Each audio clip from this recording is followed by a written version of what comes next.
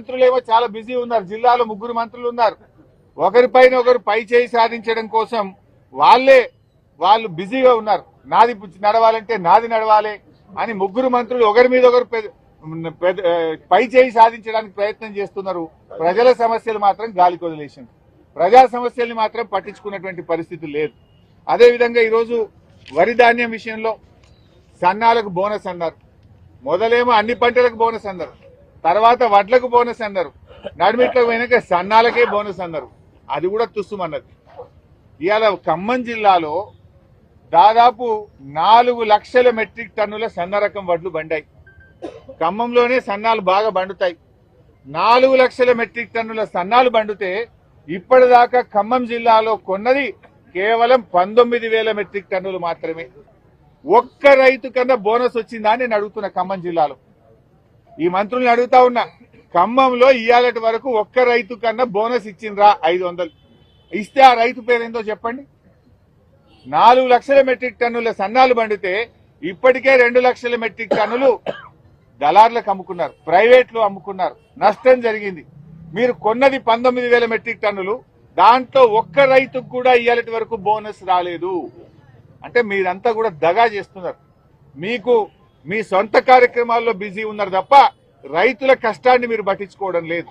రైతుల గురించి మీరు ఆలోచించడం లేదు. ఎందుకు కొనరు సన్నాలు? సన్నాలు కొనడంలో కొర్రీలు ఎక్కువైనాయి. రకరకాల కొర్రీలు పెట్టి వేధిస్తే ఇంకా చూసి ఎక్కడ వర్షం పడుతుందని రైతులు 2100, 2,000కు, 23,200కు ప్రైవేట్లు అమ్ముకుంటున్నారు. ఇక దొడ్డు రకం వడ్ల గురించి అయితే చెప్పాల్సిన అవసరమే లేదు. చాలా వరకు 1800, 1900కు బయట అమ్ముకుంటా ఉన్నారు. ఆంధ్రాకు పోతా ఉన్నాయి. ఆంధ్ర నుంచి వచ్చినటువంటి దళారులు కల్లాల్లోనే 1800, 1900కు వడ్లు కొనుక్కొని పోతున్న పరిస్థితి ఉన్నది. అంటే ఈ రాష్ట్రంలో వడ్లు సేకరణ బాగా తగ్గిపోయింది. ఆయన ఉత్తమ్ కుమార్ రెడ్డి గారు చాలా గొప్పగా చెప్పిండు. బ్రహ్మాండమైన పంట పండింది, 90 లక్షల మెట్రిక్ టన్నుల వడ్లు కొంటాం ఈసారి అన్నాడు. నిన్ననేమో వాళ్ళ కమిషనర్ మాట్లాడుతూ 70 లక్షలే కొంటాము అన్నాడు. మంత్రి 90 లక్షల పాట పాడితే కమిషనర్ 70 లక్షల పాట పాడుతున్నాడు. అంటే మా నడిమిట్లో 20 లక్షలు ఆడిపోయినాయి. అంటే దళారుల పాలైపోయింది. రైతులు నష్టపోయారు. ఎంఎస్పీ రాక 400, 500లకు తక్కువ ధరకు దళారులకు అమ్ముకున్నారు. కారణం ఏంది? కొనుగోలు కేంద్రాలు సకాలంలో ప్రారంభం కాకపోవడం, గన్నీ బ్యాగులు రాకపోవడం, ట్రాన్స్పోర్ట్ టైఅప్ చేయకపోవడం, మిల్లుల టైఅప్ చేయకపోవడం, ఇవన్నీ కారణాల వల్ల చూసి దళారులకు అమ్ముకున్నారు. 90 లక్షల నుంచి 70 లక్షలకు తగ్గింది. నిజంగా మీరు కొనే వడ్లు 50 లక్షలు కూడా దాటే పరిస్థితి లేదు.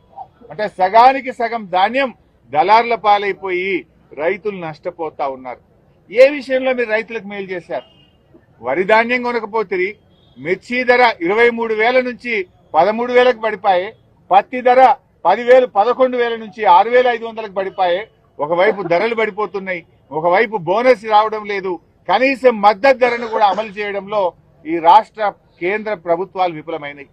కేంద్ర ప్రభుత్వం సీసీఐ కేంద్రాలు పెట్టామని చెప్తున్నారు. మరి ఏమైంది? సీసీఐ కేంద్రాలు పెడితే ఎందుకు కొనడం లేదు అని అడుగుతా ఉన్నా.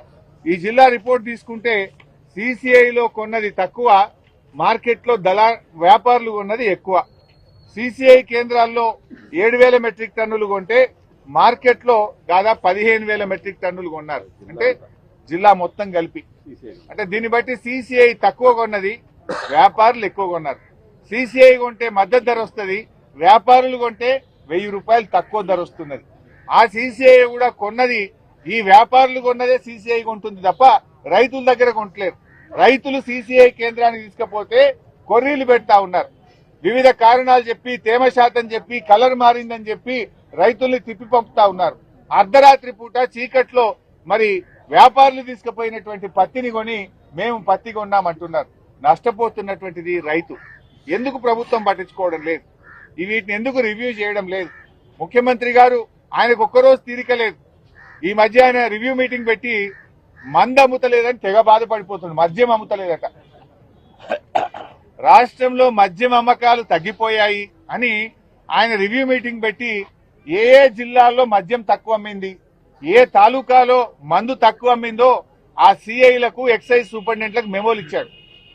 ఆ అధికారులకు నోటీసులు పంపాడు. నువ్వు తక్కువ అమ్మినవు మందు, పోయినసారి కంటే మందు ఎక్కువ అమ్ము, బాగా తాగిచ్చు ప్రజల్ని అని ఛార్జ్ మెమోలు ఇస్తున్నాడు రేవంత్ రెడ్డి. మరి రైతులకు మద్దతు ధర వస్తలేదు, రైతుకు వడ్లు అమ్ముతలేవు, పత్తి అమ్ముతలేదు, మద్దతు ధర రాకపోతే మాత్రం ఎవరికి మెమోలు ఇస్తలేడు. ఆయనకు రైతుల గురించి రివ్యూ చేసే టైం ముఖ్యమంత్రికి లేదు. మందు అమ్మకపోతే తెగ బాధపడుతున్నాడు రేవంత్ రెడ్డి. ఆయనకు ఈ తెలంగాణను తాగుబోతుల తెలంగాణ చేయదలుచుకున్నాడు. ఎక్సైజ్ అధికారులు తలలు పట్టుకున్నారు. మేము ఏం చేయాలా, రియల్ ఎస్టేట్ అవుట్ అయిపోయింది, ప్రజల దగ్గర డబ్బులు లేవు, ఈయనేమో అమ్మండి అమ్మండి అంటుండే, ఎవరికి అమ్మాలి, పిల్లలకు దాగిపియాలనా, ఆడవాళ్ళకి దాగిపియాలనా, మేము ఏం చేద్దాము, ఈ మందు కొనకపోతే కూడా మాకే తిప్పలు వచ్చిందని ఎక్సైజ్ అధికారులు తలలు పట్టుకుంటున్నారు. రాష్ట్రంలో 35 మంది ఎక్సైజ్ అధికారులకు మద్యం తక్కువగా అమ్మారని మెమోలు ఇచ్చాడు. అంటే నువ్వు ఎక్సైజ్ అధికారుల మీద రివ్యూ చేస్తావు, మద్యం అమ్మకపోతే మెమోలు ఇస్తావు, రైతులకు వడ్లు అమ్మకపోతే ఎందుకో రివ్యూ చేయవు, పత్తికి మద్దతు ధర రాకపోతే ఎందుకో ఛార్జ్ మెమోలు ఇయ్యవు, మిర్చి ధర పడిపోతే ఎందుకు తగ్గిందని మాట్లాడవు రేవంత్ రెడ్డి అని నేను అడుగుతా ఉన్నా. అంటే నీ ప్రాధాన్యత ఏంది? నీ ప్రాధాన్యత రైతులా, నీ ప్రాధాన్యత మద్యం అమ్మకాల? మద్యం అమ్మకాల గురించి ఆలోచిస్తున్నావు తప్ప రైతుల పంటల అమ్మకాల గురించి మాట్లాడడం లేదు. నువ్వు రైతుల గురించి నువ్వు ఆలోచించడం లేదు. రైతులకు తీవ్రమైనటువంటి నష్టం జరుగుతూ ఉంటే ఇవాళ ఇబ్బంది పడతా ఉన్నారు. కేసీఆర్ గారు తన హయాంలో రైతే రాజుని చేసిండు. ఇవాళ ఆనాడు వ్యవసాయాన్ని పండగగా కేసీఆర్ మార్చిండు. కానీ మీరు వచ్చిన తర్వాత ఇవాళ రైతు బాధపడుతున్నాడు, రైతు కళ్ళల్లో నీళ్లు పట్టుకున్నాడు. ఇప్పుడు వెనకటో సామెత ఉండేది, ఎద్దేడ్చిన వ్యవసాయం బాగుపడది, రైతేడ్చిన రాజ్యం బాగుపడదు అంటారు, ముందు పడదు అంటారు. రేవంత్ రెడ్డి హయాంలో ఇవాళ పత్తి వేసిన రైతులందరూ కూడా కళ్ళలో నీళ్లు పెట్టుకుంటున్నారు. అకాల వర్షాలతో ఒకవైపు పంట దిగుబడి తగ్గింది, మద్దతు ధర రావడం లేదు, రేటు తగ్గింది, మేము ఏం చేయాలి అని పత్తి రైతులు బాధపడతా ఉన్నారు.